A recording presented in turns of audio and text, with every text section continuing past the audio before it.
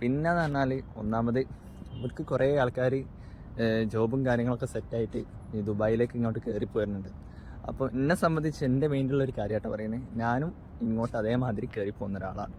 അപ്പോൾ ഞാൻ ഇങ്ങോട്ട് കയറി വരുന്ന നേരത്തെ എനിക്ക് കുറേ പ്രതീക്ഷകളും കാര്യങ്ങളൊക്കെ ഉണ്ടായിരുന്നു. ദുബായ് അല്ലേ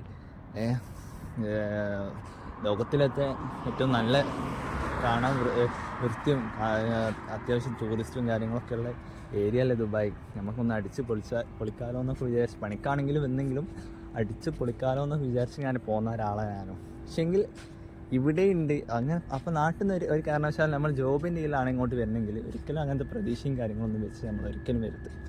കാരണം വന്നാൽ നമ്മൾ നാട്ടിൽ നിന്ന് ഇവിടെ എത്തിയതിന് ശേഷം നമുക്കറിയില്ലല്ലോ ദുബായിൽ. നമ്മളിപ്പോൾ ദുബായ് എന്ന് പറയുന്നത് ഒരു രാജ്യമാണ്. ഈ രാജ്യത്ത് തന്നെ കുറേ സ്ഥലങ്ങളുണ്ട്. അതിൽ കാണാൻ ഏറ്റവും ബെറ്റർ ആയിട്ടുള്ള സ്ഥലങ്ങളുണ്ട്, അതേമാതിരി തന്നെ കാണാൻ മോശമായിട്ടുള്ള സ്ഥലങ്ങളുണ്ട്. അപ്പോൾ എന്നെ സംബന്ധിച്ച് ഞാൻ നിൽക്കുന്ന സ്ഥലം എന്ന് പറഞ്ഞാൽ പക്ക പറയുകയാണെങ്കിൽ ഞാനുള്ള സ്ഥലം എന്ന് പറഞ്ഞാൽ നമ്മളെ നാട്ടിൽ നിന്ന് നമ്മൾ കേരളത്തിൽ നിന്ന് തമിഴ്നാട് പോയാൽ എങ്ങനെ ഫീലിങ്സ് ഉണ്ടാകുക, അതേ ഒരു ഫീലിംഗാണ് ഞാൻ ഇപ്പം നിൽക്കുന്ന സ്ഥലത്ത്. പക്ക ആ ഒരു ഫീലിംഗ്. പക്ഷെ പുറത്തൊക്കെ ഇറങ്ങിയാൽ കുഴപ്പമില്ല കേട്ടോ, കുറച്ച് നടക്കാനേ ഉള്ളൂ പുറത്തേക്ക്. പക്ഷേ ഞാൻ സ്റ്റേ ചെയ്യുന്ന ആ സ്ഥലം ഉണ്ടല്ലോ, എൻ്റെ അക്കോമഡേഷനുള്ള സ്ഥലത്ത് പക്ക തമിഴ്നാട് ഫീലിങ്സാണ്.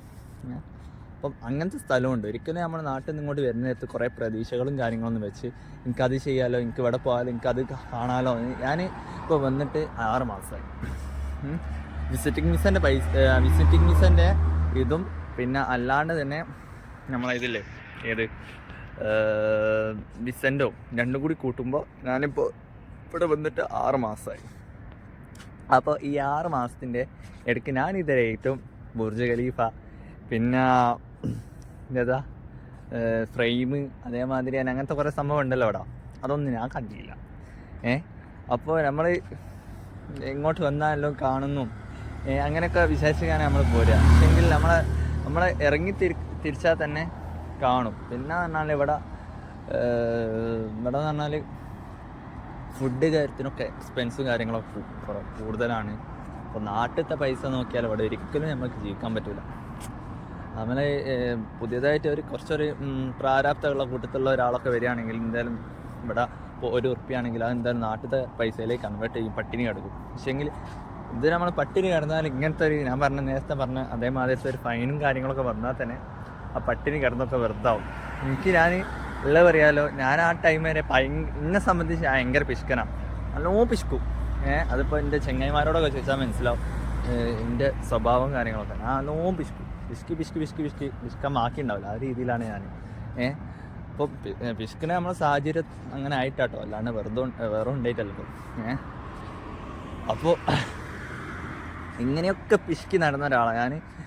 എനിക്കിപ്പോൾ ഈ ഫൈനിൻ്റെ കാര്യങ്ങൾ നടന്നതെന്ന് പറഞ്ഞാൽ കഴിഞ്ഞ മന്തിലായിരുന്നു.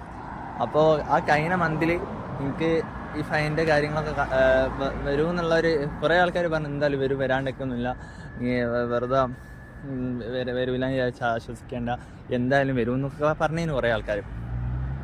അപ്പോൾ ഞാനും വിചാരിച്ച് എന്തായാലും വരികയായിരിക്കുമെന്നുള്ളത്. പക്ഷെങ്കിൽ അതിന് ശേഷം ഞാൻ ആ ടൈമിന് ഇവിടുത്തെ ഒരു 100 ദിറംസ് സേവ് ചെയ്ത് മാറ്റി വെച്ചിരുന്നു. അപ്പോൾ അതെന്ന് പറഞ്ഞാൽ ജസ്റ്റ് മാറ്റി വെക്കലേ ഉള്ളൂ.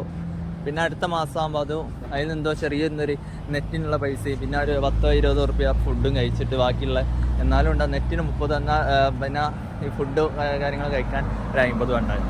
അപ്പോൾ ടോട്ടൽ ഒരു 50 ഉറുപ്പിക ചിലവാക്കും. ബാക്കി 50 ഉറുപ്പിക പിന്നെ നാട്ടിലേക്ക് അടുത്ത പ്രാവശ്യം അയക്കുമ്പോൾ എന്ത് ചെയ്യും, അടുത്ത പ്രാവശ്യം അതിലേക്ക് കൂട്ടിയിട്ട് അടുത്ത പ്രാവശ്യം അയക്കുന്ന ദിവസം എന്തെങ്കിലും ചെറിയൊരു പൈസ അതിൽ കുറവുണ്ടെങ്കിൽ എന്ത് ചെയ്യും, അതുകൂടി ആഡ് ചെയ്തിട്ട് ഒരു ഈക്വൽ ആയിട്ടുള്ള എമൗണ്ട് ആക്കിയിട്ട് എന്ത് ചെയ്യും, അത് നാട്ടിൽ കഴിക്കും. അതാണ് സ്വതവേ നിലവിൽ ഈ ഒരു 6 മന്തിൽ ചെയ്തു പോകുന്ന കാര്യങ്ങൾ. അപ്പോൾ അങ്ങനെ ചെയ്തു പോകുന്നതാണ്. അപ്പോൾ ഈ 50 ഉറുപ്പിക ഞാൻ മാറ്റി വെച്ച് തന്നില്ലേ, ഈ 50 ഉറുപ്പിക എൻ്റെ കയ്യിൽ സേവ് ചെയ്ത് കിടക്കുന്ന ടൈമിനാണ് എനിക്ക് ഈ ഫൈൻ വരുന്നത്. അപ്പോഴാണ് എനിക്ക് മനസ്സിലായി, പഠിച്ചവരെ ഈ പിശുക്ക് കാട്ടിയിട്ടൊരു കാര്യവും ഇല്ല. നമുക്ക് നഷ്ടപ്പെടാനുള്ളത് ഇങ്ങനെ ഒരു ഫൈൻ വന്നാൽ നഷ്ടപ്പെട്ടില്ലേ. ഞാനിപ്പോൾ 50 ഉറുപ്പികയാണ് ഈ പിസ്കാക്കി, പിസ്കാണ്ട് ഞാൻ 50 ഉറുപ്പികയാണ് ഞാൻ ഇവിടെ മാറ്റി വെച്ചത്. അതിന് പകരം എനിക്ക് 500 ഉറുപ്പികയാണ് ഇവിടെ നഷ്ടപ്പെടാൻ പോകണം. അപ്പം ഞാൻ എന്ത് ചെയ്തത് അറിയും, ഞാൻ എന്താ ചെയ്തതെന്ന് വെച്ചാൽ ഞാൻ ആ 50 ഉറുപ്പിക കൂടി ഫുള്ളായിട്ട് പൊട്ടിച്ച് തീർത്തു. അതിൽ എന്ത് വിചാരിച്ച് 2-3 ദിവസം കാത്തിക്കാം. 2-3 ദിവസം കാത്തുന്നതിന് ശേഷം ഫൈനും കാര്യങ്ങളൊന്നും വന്നില്ലെങ്കിൽ എന്നപ്പോൾ ഞാൻ നോക്കി വെച്ചിരിക്കണം കേട്ടോ. എങ്ങനെ നമ്മളെ ഫോണിൽ തന്നെ ഫൈനും കാര്യങ്ങളൊക്കെ തപ്പാന്നുള്ള കാര്യങ്ങളൊക്കെ ഞാൻ നോക്കി വെച്ചിരിക്കണം.